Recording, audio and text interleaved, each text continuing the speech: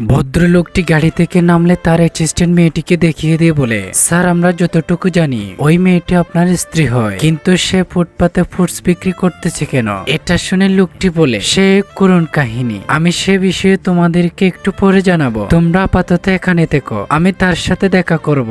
এই বলে লোকটি তার সাথে দেখা করার জন্য সেদিকে যায়। লোকটি সেখানে গিয়ে মেয়েটিকে বলে, আপনার ফুডস কত করে কেজি? এটা বললে মেয়েটি তার দিকে তাকালে লোকটিকে দেখে মেয়েটি অবাক হয়ে যায়। লোকটি বলে, তুমি এত বড় কোম্পানির মালিক হয়ে এখানে ফুডস বিক্রি করতেছো কেন? এই বললে মেয়েটি বলে, তোমার সে বিষয়ে জিজ্ঞেস না করলে ভালো হয়, আমি যাই করছি তা ভালো করছি, আর তা জানার তোমার দরকার কি? আর তুমি এখানে কেন এসেছো? কি চাও আমার কাছ থেকে? এরপর বন্ধুরা কি হয় সেটি দেখার আগে তুমি যদি তোমার মাকে সত্যিকারে ভালোবেসে থাকো ভিডিওতে লাইক দিয়ে চ্যানেলটি সাবস্ক্রাইব করো। এই বললে লোকটি বলে, তুমি আমার কথাটা বুঝতে চেষ্টা করো, আর তুমি আমার সাথে অভিমান করে থেকো না, এতে আমাকে লোকে অনেক কথা বলতেছে।